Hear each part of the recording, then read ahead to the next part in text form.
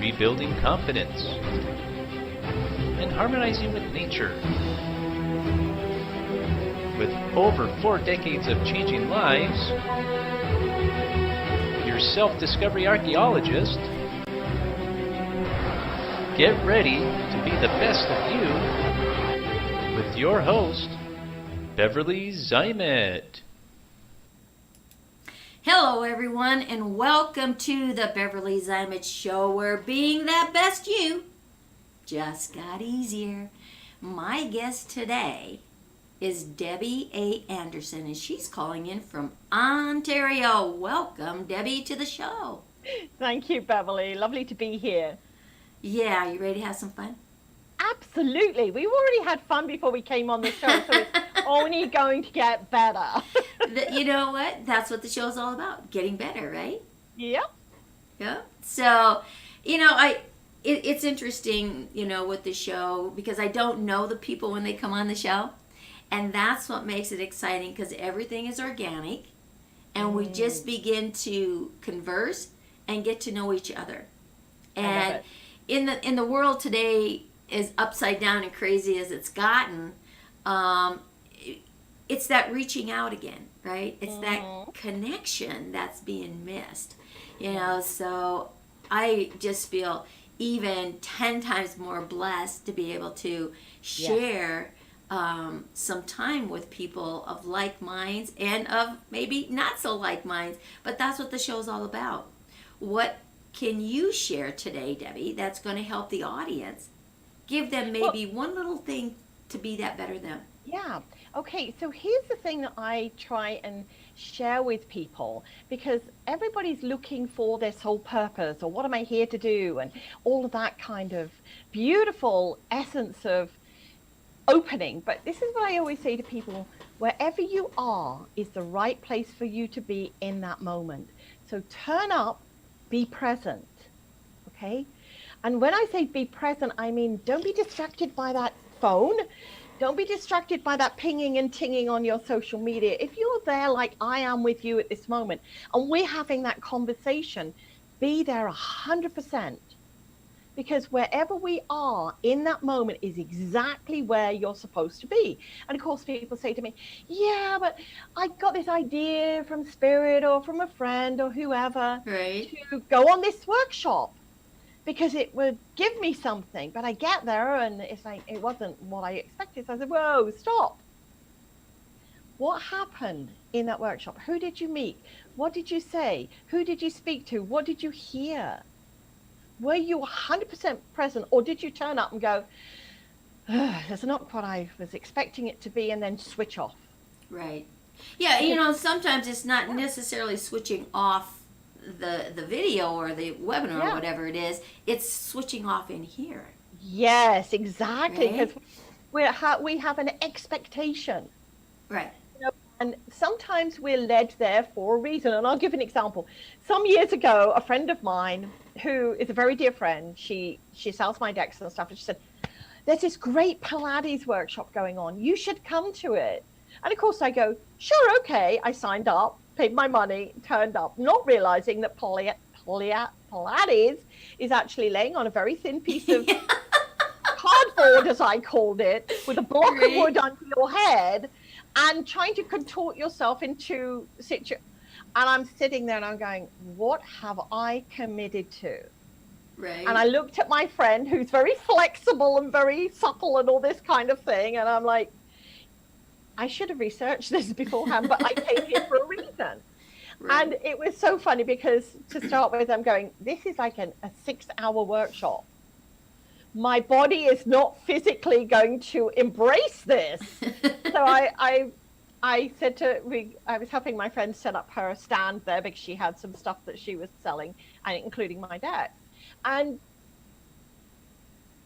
I then sort of decided, okay, for a lot of this, I'm going to need to be on a wall or something so I can support my back. And I realized there were 4 or 5 other ladies there, the same. And I said, oh, it's not just me then. And they said, oh, you two got invited to something you didn't know you were supposed to. Oh, yes. We've all been there at least once. And so that was where the conversation began. And here's what happened. We had so much fun. These 4 other ladies and myself, and I think it was 4. So, don't crucify me if I got the numbers wrong. But what we were doing was we were laughing a lot. And of course, some of these moments when we were trying to get ourselves in position on the floor and lay down, and there was a creak and crack, and then we'd all start laughing. And then what happened, or what transpired then, was that each person that was running their segment of this whole wonderful day, because there wasn't all laying down. We had some other things as well. And they were realizing that we had never done this before. So their approach was slightly different. Right. And it was really encouraging for us to realize that, okay, if we're not going to be able to lay that way, then we can maneuver ourselves. So it was a great learning experience for me, not to accept something and just turn up. But then maybe I was supposed to. That was what I was supposed to be there for, to chat with these ladies, to interact, to have fun, to bring a different twist on it coming from my perspective. So when we turn up somewhere, I always say, put your spidey senses on. Open up and see what else is happening. A lot of my journeys that I've had in life have taken me to a place. We were talking about synchronicity. Exactly. And I've met somebody, and then that's moved on and on and on and on. And, we could go back in that whole element of where did it first begin? Right. Like me ending up from UK to Canada, was that all put into place when I met this person or that person, or went to this workshop or went to that, or we could keep going back ad infinitum to the point when we're born. And that's why I say, when we turn up and we're present, whatever's happening in that moment, even if it's something we decide later on, I'm never going to do this again, but you had the experience, right? We had the experience. And that's it. And I don't know. I'm not going to say I'm never go to a Pilates workshop again, but now I will go a little bit more enlightened to know exactly. What to expect. Exactly. I trusted my friend, and we laughed about it afterwards. And I said, anything else she's ever said in the future of let's do this, I'm going, before I say yes or no. There you go. There you go. And you said a key word here, Debbie. Trusted. Yes. Trusted. And it's building that know, like, and trust with another person, right? To feel comfortable to say, okay, you wouldn't steer me wrong. Let's go, right? Yeah. But again, it's that caution versus fear, because a lot of people jump into the fear. And 2020 has been a real learning lesson for that fear-based and that caution, and getting to really, come internally and knowing who you are. And things like that, right? So I'm right there on the same page with you. I don't believe in coincidences. And for me, everything that crosses your path has a message. Yeah. So if I'm driving, or if I'm, at an event, if something happens and it's a flash and it makes me turn or stop for the moment, that is a key that, whoa, there's a message in here. What's the message in there? Am I seeing it? Am I hearing it? And here's the thing, fear. Let me just take this, and I love playing with what I call words. Oh, wow, no wonder we hit it off, right? So fear is false evidence appearing real. Exactly. And that's based on so many elements within us. Whether it's what we experience in childhood, what our peer group is, the people we hang out with, the things that we do, all of those come into it. And the one thing I've said to people at the very onset of this, because I was in Mazatlan in Mexico when all this came down the tubes. Every year, my husband and I try and take some time out. Usually we're touring, and then we stop. And then December through to about April time, depending upon what our work schedule is like, we go and have what I call recouping time. And we love sunshine, and we've been going to Mazatlan in Mexico for the last few years. So we're there, and of course I don't do any mainstream media. Yeah, me either.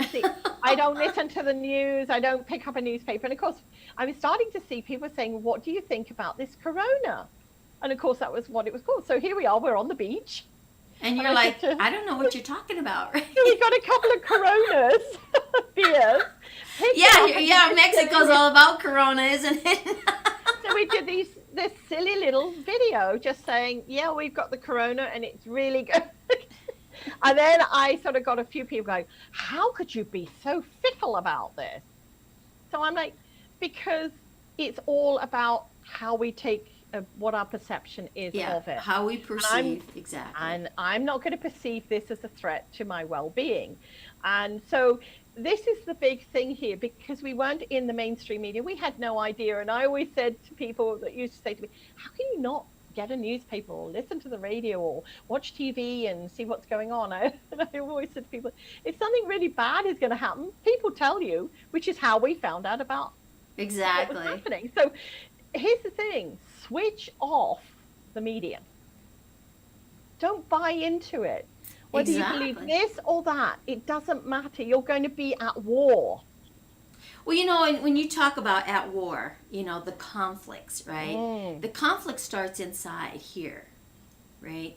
Yep. And so when you start looking at that inner conflict, and if you live in an inner conflict, your exterior is going to be in conflict, right? Yep. You know, and I have not owned a TV and watched news or anything for 25, 30 years. Yeah. I don't. It's not relevant in my life. Yes. It's like you said, if there's something that I really need to know, there are Somebody's plenty gonna of tell you. people around me that are going to tell me, hey, you better listen up. This is going on. It's like, okay, Yeah. whatever. The big thing that is happening, and this is what I say to people, because they're like, yeah, but you're so lucky you have this, or your world is this or that. I said, okay, let's just step back.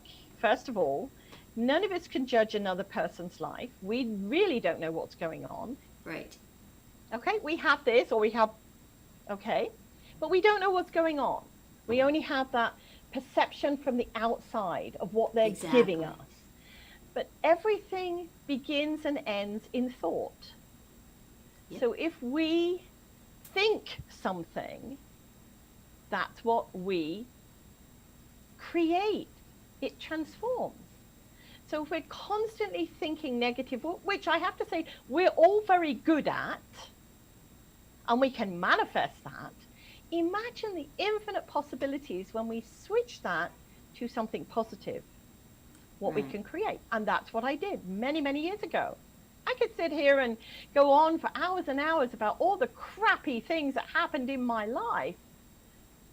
But you know what? They're I over, changed they're them. done, and it's just, I moved on. I changed them. And that's the important part. Change. That's, Yes. and it was a conscious choice.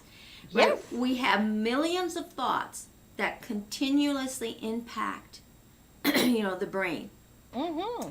But we have the choice. And again, it's starting to really recognize what is actually happening here in our thought processing, in our bodies, in what is going on around us, right?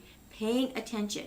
Because if you don't begin to focus and recognize, you're never going to be able to change anything, because you don't think anything needs to change. And these are habits. They become our personalities. They all run on autopilot. And it does start, way back in your childhood, from the experiences that you've had, from the database of information that gave you that perception of someone else's beliefs, someone that you trusted because you're a child, and you're supposed to believe what the elders say, and, all of these things. Now you're out in the real world, you get new information, new database, you start experiencing all kinds of stuff, yet the autopilot is running. And you need to recognize, what is this autopilot doing, right? It's like, wow, that's so outdated. But it's a conflict, right? So when you recognize Houston has a conflict, right? It's like now you're really beginning to take charge of your life instead of having your life controlling and manipulating how you respond, because it's habit. So recognizing Houston has an issue here that needs to change because you want to change. You surrender to the circumstances. You surrender to the conflict. And that's the subconscious, because the subconscious is like a little child. You know, it's gonna fight to the bitter end. But if you tell the subconscious, hey, you're right, it says, oh, okay. Yeah. No, I don't, And this is something I say to people is we have, say the angel on one shoulder and the devil on the other. Okay, just to give a same difference, the right? devil so I say to people, here's the thing, those devilish, inconsistent, negative thoughts will come into your. They're going to show up because they're flying all over, and Absolutely. all thoughts magnetics. This is the one thing I do, and I share with people, do this because it really works.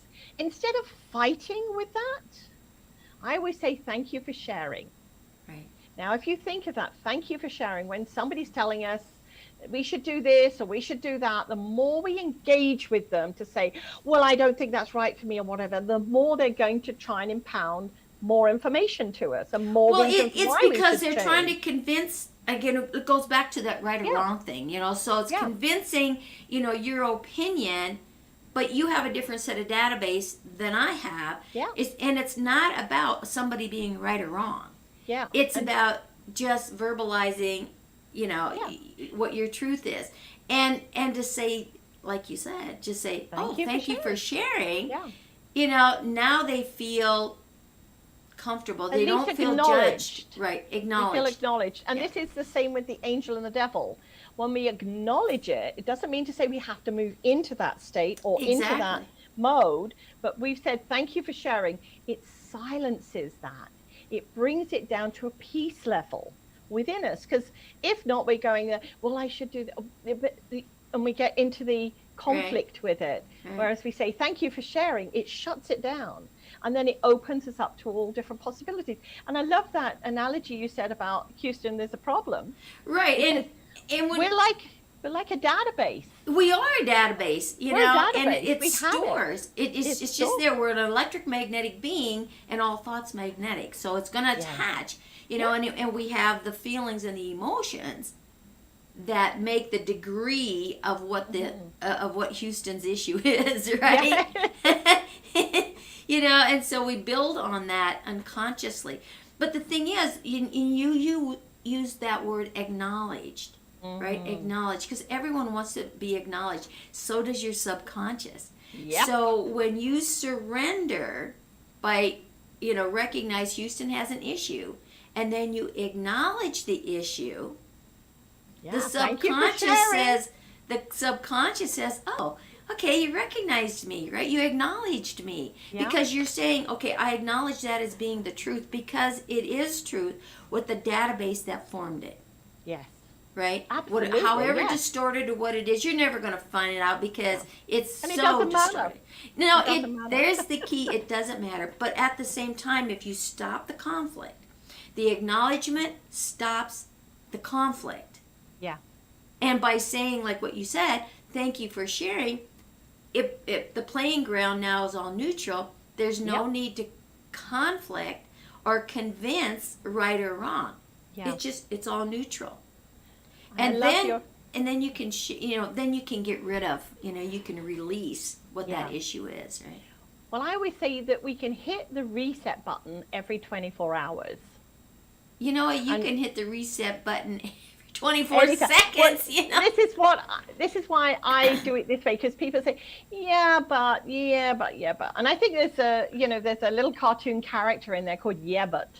Because I think we all have a but inside of us. Okay? You know what I tell people when they say the but, I say, that's that thing you sit on. And if you're sitting on it, you're not taking action, right? You're becoming stagnant. I love it, So the reason I say that you can reset every 24 hours, because we have 24 hours in the day, and whatever has happened during that day, we have a choice. Yes, we do. We have choices. We have that choice. And at the end of the day, I always spend time as I'm going to sleep in gratitude for all the things that have happened during that day, whether they felt like the crapola hitting the fan or whether they felt like something really amazing that I could engage with. I am grateful for it, because here's the thing, the crapola of the guy that cut me off when I'm driving along to work, Exactly. And if it had hit me, it would have turned into insurance or an argument or being late or, distracted or other things that you have to do. So be thankful for that. Because here's the thing, when we do something in gratitude and release that, it goes up to the ethers, as I call it. It goes Right. upwards. It's like our little prayers, if you like. I'm thankful for this. And people say, yeah, but you've got more to be thankful for than me. So I give people 5 really easy things. I am thankful for the air that I breathe. I am thankful for the food in my body. I am thankful for the roof over my head. Exactly. I am thankful for the friends. So you can see where you don't have to start on the complicated stuff. I'm thankful for my family. I'm thankful for my children. Yeah, what are the things that you take for granted? Yeah. Those things that you take for smelling granted. of the roses, the sunshine, the rain. Yes, the exactly. crops in the field. All of these things I'm thankful for. Like when I go and buy, especially fruit and vegetables, and as I said to you, at the moment it's where I live in southern Ontario, there's a lot of harvesting going on. Right. And so you'll see these trucks full of tomatoes, or you'll see trucks full of onions, and you get the waft and the smell of that fresh fruit, or the potatoes or the peppers or the corn or whatever it is. And every time when I go to one of these farm side stands or shops or whatever, when I pick up the fruit or I pick up the vegetables, I smell it. Right. There's that infusion. So I'm thankful I have the sense of smell. Right. I'm thankful I have the sense of taste. So there's so many wondrous things we can be thankful for. Well, when you look at the science, I like science too, right? Yes. And I've been involved with metaphysics. I'd have to say all my life. And when it all started, even as a child, having that intuition and stuff, I didn't know what it was until later in my life.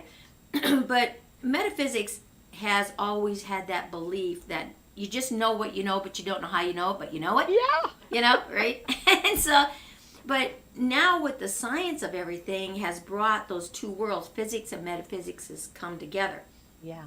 So when you look at being grateful and what it does to the brain, the stimulations, the feel-good zone that it triggers, because the opposite, being sad and in fear, you're triggering in the same area.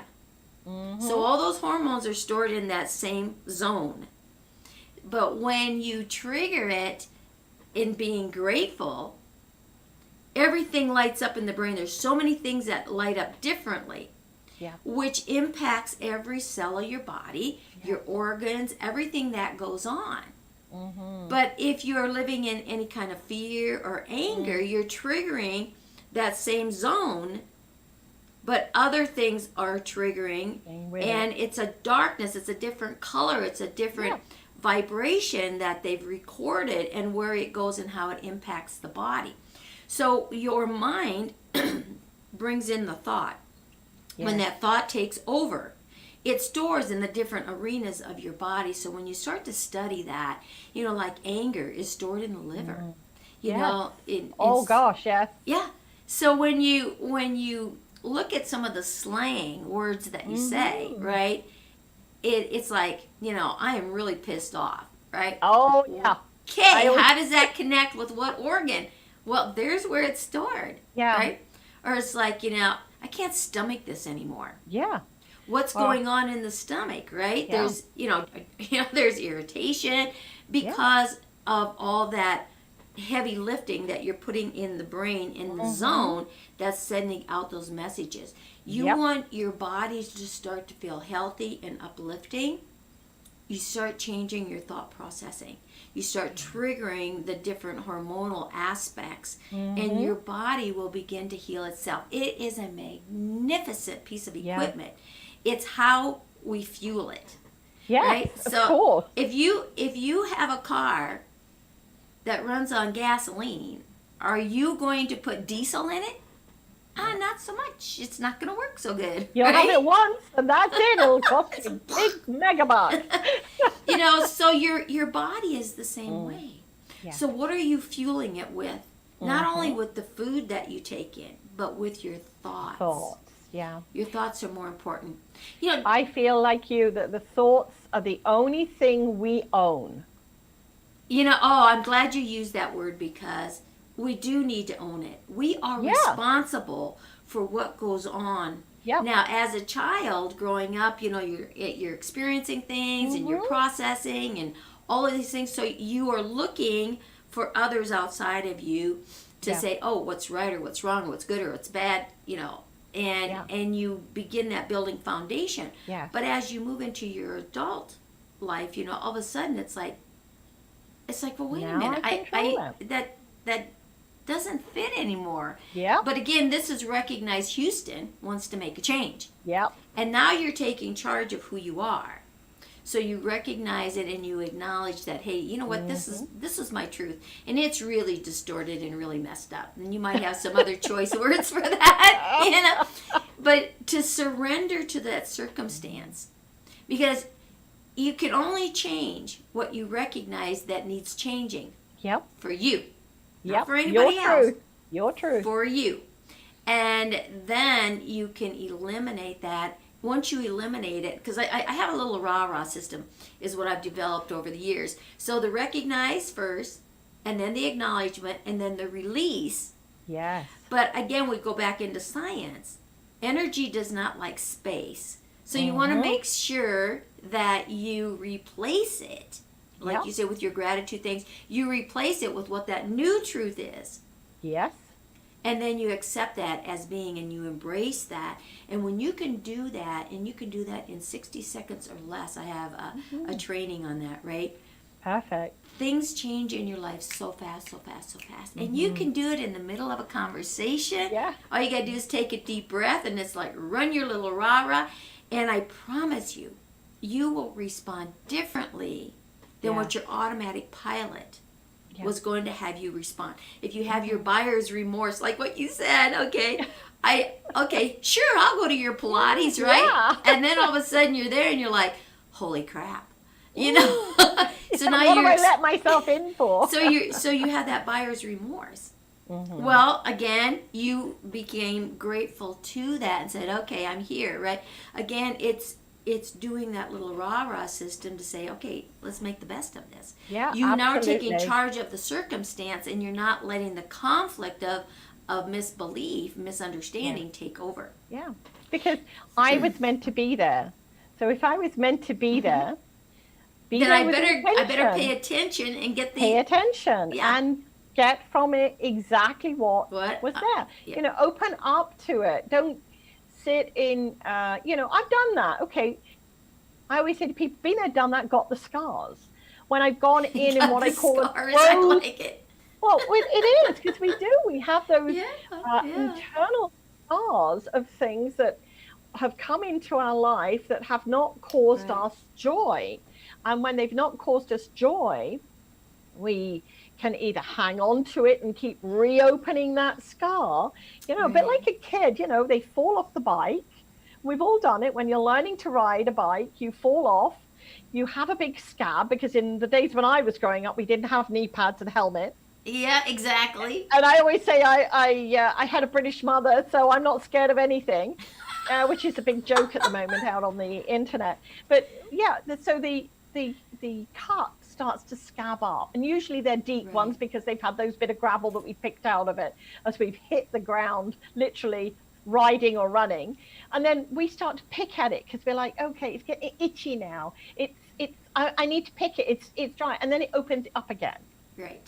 Okay, and we can keep doing that, and sometimes that does leave a scar. But when we're an adult, it's like, okay, that happened. I'm either going to do it again or keep doing it again, which some of us do, and that's okay. I say don't self-flagellate here, because it's not something that looks good on anyone. It's that insanity thing, right? Yeah. Doing the same thing over and over and over, expecting a different outcome. And that is not going to happen, Yeah.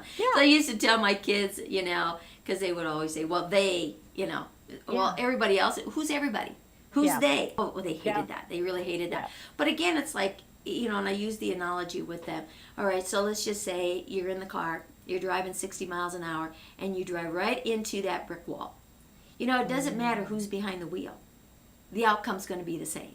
Yeah. So do you want to drive the car into the brick wall at 60 miles an hour, thinking it's going to be different for you? Think again. That's not going to happen. So pay attention, really put it in some thought here as to what, check out the outcome. It's not about being scared. It's about taking charge of the situation. Yes. Take caution. What's the worst scenario that could happen? Okay, now that you got that out of the way, what's the best scenario? And then start focusing on what you need to do to reach that best scenario.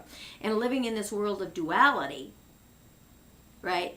It's when you recognize something that's uncomfortable, whatever that thought may be, or that action, the activity that you're in, what can you do to shift it? Go complete to the opposite. Because again, we're triggering that zone within ourselves every moment and of you every day. You can change the whole apparatus, because when you change in here, the environment and everything and the people around you have to change. They have to. That's the law. That's the law of the universe, right? And one of the things that we get into, all of us get into it, because I've been there, literally, that it's like, well, if I change this, I'm going to lose these friends, or this is not going to be the same. Maybe that's a good thing. Maybe that's exactly right. Because maybe that's a good thing. And, it's again that the comfortable zone that we sometimes get into. It is. I'd rather have these 5 friends that are constantly negative about everything than being on my own zone and being positive, and then attracting others positive, because it became something. But what if nobody else will like me, right? What if nobody else likes me, right? And so you run through all these crazy thoughts, and it's your insecurities that are doing that, right? Yeah. And there's nothing wrong with that, because that's the human part of us. Yeah. But you don't, there's billions of people in the world. There's going to be somebody out there that's going to really like you for who you are. And if you're living in that world of predictability, and we are definitely not in a world of predictability anymore. Oh gosh, haven't we been pushed outside of our comfort zone? Yes. Holy Hannah! So when you look at that, that comfortable zone, that predictability zone, makes us stagnant and stale. And what happens is the brain needs different exciting things happening, because if it just lives in that little zone, it begins to shrink. And now we start getting issues, brain issues, things that they've labeled, dementia, Alzheimer's, Parkinson's, all these things, right? So expand. It's all about growing in that growth. Yeah. Debbie, you said something just before we came onto the show, that you have a deck of cards. Oh, I have several. The one I was shuffling when I came on was the I Am Sacred. It's an affirmation deck. And the card which I shuffled, and you said, pull a card from me. Yeah. It's card number 41. I am sacred, open-hearted to the vibrational shifts of acceptance. And there we are. We have this constant evolving part of ourselves. Right. So I hold that up there again. I want to share that picture. Okay, so check out this picture. And now kind of think back, listeners, right? And the ones that have listened to my show, right? And the little intro has this picture in motion. Right? And here's the thing.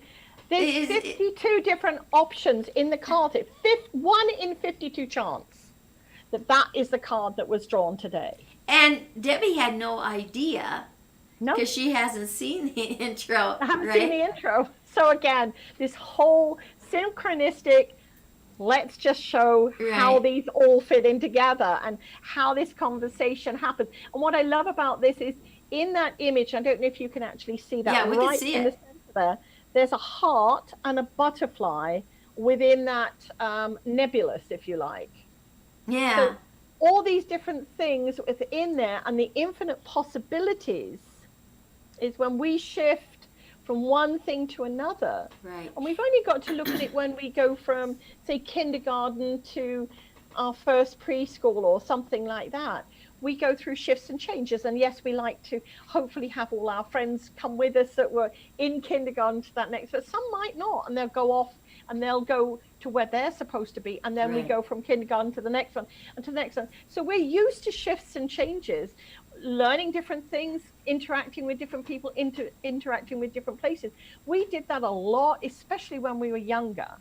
So why did we become so scared now? Well, you know, that you can learn so much from a child, because fear isn't something you're born with. No. Fear is something you're taught. Whether you teach yourself or someone else, but it's taught. It's not there at birth. Yeah, I can remember with our young grandchildren when we were living in British Columbia. They lived pretty close to us, and the 4-year-old would take the 3 and the 2-year-old, and they would be taking all the pillows, the cushions off the couches, and then piling them up, and then clambering to the top, and then jumping off onto the framework of the couch. And I came in, and my heart was, because I was babysitting, I'm like, how could this have happened? You know, in that nanosecond that I turned to make a cup of tea and then come back into the room, this is what they've created. And the 3-year-old, she's standing there, she said, but Bammy, it's good, it's fun, you know. I said, yeah, but you could break your neck. You know, can you imagine your mum coming home and you're laying on the floor there in an obscure way? And she said, I don't know what's wrong with you. She just did that. I'm like, holy Hannah. So I said, well, okay, let's create a safety here. Let's take some of those cushions off there so it's not quite as high, and then you can fall on them. And she went, this is a 3-year-old, by the way. She's going, well, okay, if you think that's going to work better. You know, it's this child's perception of there was no fear whatsoever. Even when I said to her, you could break an arm, you could break your neck. That wasn't an option for them. I don't even know what breaking my neck could be. I've never experienced it, so how do I know that I've got to be fearful But of again, it? look what you were doing, Debbie, right? You were repeating something you heard as a child. Yes. Right? And we all and that grandparent mode of thinking, oh my gosh, I'd never be forgiven, you know, kind of thing. Yeah, these aren't my kids, right? Exactly. Oh my God.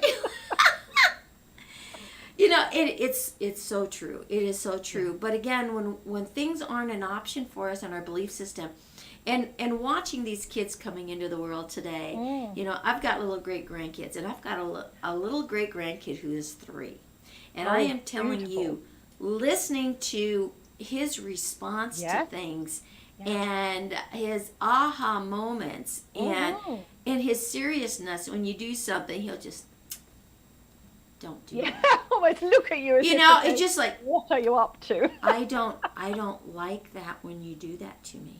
You know, you tickle him or something, right? He gets serious about it, and it's so cute when I come for a visit and they don't know you're there. He lights up like a light bulb. He'll go, oh, Grandma. Yeah. What are you doing here? You know? It's just, but their innocence and their responses. But I'll tell you, these kids coming in. It's enthusiastic. It's the enthusiasm. Well, their mindset is so I still different. have. Yeah. Their mindset is so different. They speak differently. You know, from one generation to the other. You know, I mean, you know, from the great grandkids down to the grandkids, to my nieces and nephews, to my siblings. I'm second oldest of 11. You know, and I've had a lot of years to watch the differences in how we respond.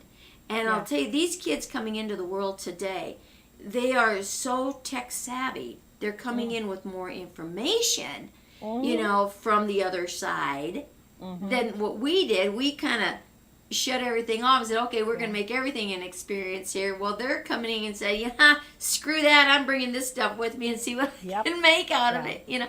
So we can learn so much, so much from them. And you really start to understand how your grandparents are responding to you as a child now when you're in that situation. And when you look at it, it's not an old age thing, it's the wisdom thing. So when you look at civilizations and cultures and things, you know, from history, when they looked at it, this is where the wisdom comes from. And if we can move back into that wisdom arena to where there's guidance and direction, I mean, I think personally, where my observation has gone, that we've had like 3 decades of just mismatch everything. We started with the latchkey kids because parents, both parents needed to work, or there were a lot of single parents out there, right? And so now they were in daycare centers. Well, now you have children raising children and children having children. We lost that wisdom, that guidance as to, certain basic elements. And it's time to get back to that. So when you look at, you talked about reset, you mentioned that. So we look at what's going on here in 2020, as this major reset. We've been talking about an awakening for decades. All of a sudden, in a split second, it's thrust upon us. There it was, Now you can do one of 2 things. You can experience it as an awakening and utilize it as that reset. Yeah. Or you can dive into the other direction and take yourself down into an abyss of no return. You have the choice, right? Yeah. You have the choice. So when you look at those cards, Debbie, that you're talking about, mention some of the other decks that you have, and what was your purpose for designing those decks? Okay, well, let me start at the beginning, because that's where you usually start. This is my first deck, and it's an oracle deck, and it's called the Vibrational Energy Oracle deck. And this was created in 2013 when I was actually on tour, because being a clairvoyant medium, I do a lot of platform mediumship and go to stores and, do readings and things like that. And I was told, you're going to create an oracle deck. And I'm like, I am? I don't think so. And I spent quite a bit of time trying to repel that. Not because I didn't want to do it. I just didn't think I had the tools and ability to create that. And so I had put this, I am not worthy, in front of that, and realized that, I always say that when my spirit guides and helpers are working with me, when I have these questioning moments, which there are many of them, that they're standing there like an adult and then rolling their eyes backwards and going, when she's finished, we'll explain what we want. Exactly. Yeah. Okay. Are you done complaining now? Yeah, exactly. You're done whining and saying you can't and all the rest of it. So that came into fruition in, I think it was 2000, and that happened. The information happened in 2012. It came to fruition in 2013. And then what transpired from that was people saying, we love the adult deck because that's what it's geared at and the simplicity of it. Could you create one for children? Again, I'm like, I don't know, but I'll ask. Right. and so the Vibrational Earth Children was created, and it was very down to earth, everyday kind of questions and things that kids interact with. And it gave parents the opportunity to work, to have their deck and shuffle their cards, and the kids to have their deck and shuffle their cards, right. And then create a conversation. And of course, this deck was created the year after, so that would have been 2014. And the whole purpose of it, I thought it was for children from 8 years and upwards. How wrong I was. Yeah. I love that, because I was finding that adults were buying the deck. And of course, if I get the opportunity to speak directly with the person as they're buying the deck, I always say, so is this for a grandchild or a child or a friend? I'm like, no, it's for me. Okay, share more. Well, I want to do some inner child work, and I love the cards because they're so simplistic, so childlike in their answers, and the outwardly projection of it, that I can use these cards and then read it as a child would and delve into that inner side, in my inner child side, to see what I need to deal with. And I thought, okay, I love it. That's beautiful. And it's so true. A lot of times we create things, and then after the creation is thinking we know what it was for, right? All of a sudden we get enlightened that it was so much more, right? Exactly. And had we known that was going to be all this other stuff, we probably would have tried to alter its creation, thinking what? thinking that was we what it knew should better. be. We know better. You know, it's getting out of your own way. And I think that's probably one of the hardest things for people to really realize. Get out of your thinking brain. Just get out of the way and really start coming from your heart. You know, one of my guests on the show said, the hardest and longest journey you will ever take is the one from your mind to your heart. Yes. Wow. And I've never forgotten that. And it's so true. It's so true. And you know what? I wrote a book, and the book is The Power Formula. Heart, mind, connection. Lovely. Right? And it really is about that and getting in touch from the heart. And we talked about the conflict, that inner conflict. You know, so the cards that you have, whether it's the adult or the child, is tapping in those different areas where Houston needs to check out an issue, right? And begin to not necessarily dwell and study on it, but to recognize, oh my goodness, this is distorted. That started way back when. It's like, okay, what can I do now to overcome that and go beyond it? Now it's time for me to surrender that conflict, get rid of it, and then replace it with my new database of information, my new beliefs, my new truths, and life begins to change. So it's beautiful with what you got there, and it's awesome that you actually ask, because sometimes, you know, we don't ask these things, or you just assume, and we all know what that word assume It's the means, only way right? I can evolve with what I'm creating. Right. So what moved on from that was the I Am vibrational affirmation deck. And this is where I really wanted to go into us in acceptance that we were the most important person. You know, I'm looking at this deck. You talk about coincidental things, you know, whatever. So this is looking into the inner and the acceptance of the self, you know, and the dysfunctional things. Well, your box is orange.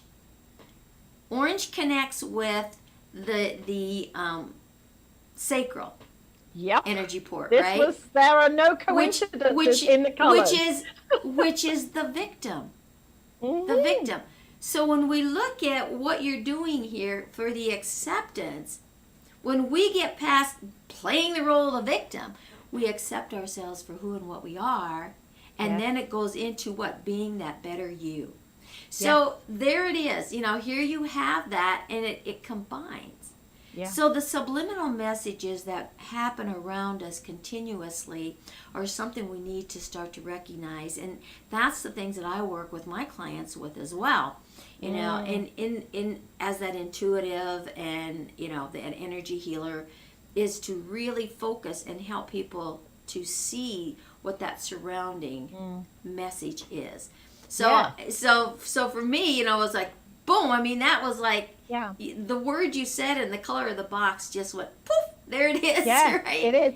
And to connect with it, to make it simplistic, is because people said, well, can't we have the words on the card? And that's when I thought, okay, let's make them shorter sentences so that they are an affirmation, so that people can pull a card. It gives them something to affirm, to connect with, to create within their own innerness. And they can use it for meditation purposes. A lot of people say, I pull a card for the day and that's my focus for the day, or I'm going through a difficult time and it's like I get this message. And just like this card from the I Am Sacred deck this morning. And of course, this is where it moved on from the initial I am into the I am sacred, to understand that sacredness that resides within. We are on our journey for ourselves in this whole infinite journey that we're taking. So they're the 4 decks that I've created thus far. And there she goes, thus far. I like that. So Debbie, if people would like to, you know, if any of the viewers out here and the listeners would like to get a hold of those decks, how can they get them? Do they go to Amazon? Do they go to you? Where do they find they can these come decks? to me, and that's at vibrational-energy.com. Vibration-energy. Vibrational. Okay. So think of vibrational energy, but in between there's a little dash, vibrational-energy.com. Okay. This is on the back there. Let me just, there it is there. And There of course we go. it's at the front. Yeah. So that way you can come on there. You can order them directly. There are a list of stores throughout US, Canada, etc. Where they can be purchased. But if not, they can come directly from me. And of course, it's what I always say to everybody. When they come directly from me, you order them online from me, I always add an personalized autograph card inside. Well, there you your have order, it. as sort of a thank you for coming to me directly. Right. And at the moment, this hasn't actually been released, so this will be new. During the month from now to the end of October, if you order online directly from me, either of these 2 decks, I'm including the Vibrational Sounder Space, which is a workbook and 3-segment sound CD that you can work on in each element to help you change, shift, move, and all that kind of stuff. I haven't even put it into my newsletter yet. So everybody on this show is getting a heads up right now. Okay. And, just, go in there. And if you order now, either of these 2, the I Am Sacred or the I Am Vibrational, directly from me, you'll get an extra free. So it'll be a sound CD and a workbook that you can work through to assist you in shifting and changing stuff within your own life. Beautiful. So, yeah, Beautiful. thank you. So say the website again. Yeah, vibrational or energy.com. Okay, so think of vibrational with a little dash in the middle or a hyphen. Like if you're in the UK, we would call it a dash. In North America, it's a hyphen. So vibrational-energy.com. There you have it. Thank you so much. While you're on there, you can sign up for my newsletter. You get a free meditation download called the I Am Mantra. All my social media is on there. All the podcasts, like these wonderful shows like yours, will be on there. And so there's lots of stuff on there to explore and play with. Debbie, thank you so much for being Oh, here. thank you, are Beverly. so speaking my language. We could talk forever. So I love it. But we're coming up on the hour here, and it's just so beautiful. And again, this is all about becoming that best you that you can be. So if you have one little morsel again of information that you'd like to leave the audience with, what would that be? You want to pull a card for them? Let's pull a card. Let's pull it from the I Am Vibrational Affirmation deck, and then let's see what that's going to give to us. Because again, this is not pre-meditated, pre-planned, or okay. Oh wow! It jumped right out. So what was that? Okay. I love it when it happens like that. I know when I shuffle my decks and one goes flying, it's like, I guess that's serious. It's very serious. I always say to people when I'm teaching them how to play with the cards, when it jumps out, that's the one. So it's card number 51. I am open and accept new and exciting vibrational adventures. How connected is that? Wow, that just kind of sealed everything we spoke about today. I just got that was chills. The other one. So one was 41, one was 51. There are no coincidences, as I say. No. So read that one more time. Yeah. Read that one more time. I am. So if we say this, I am open and accept new and exciting vibrational adventures. Oh, wow. We got an adventure for the day, right? I love it. I do too. Oh, Debbie, thank you again so much for being Thank you. here. We'll have to have you on for an updated version down the road, and maybe we'll just do some special things just with card readings and oracles and stuff, right? So pay attention. We got a lot more things coming. Thank you, Debbie, very much. It's time to say go out there, be that best you that you can be, because Debbie and I are going to be the best we that we can be. Thanks, everyone, for listening, and we'll see you on another show.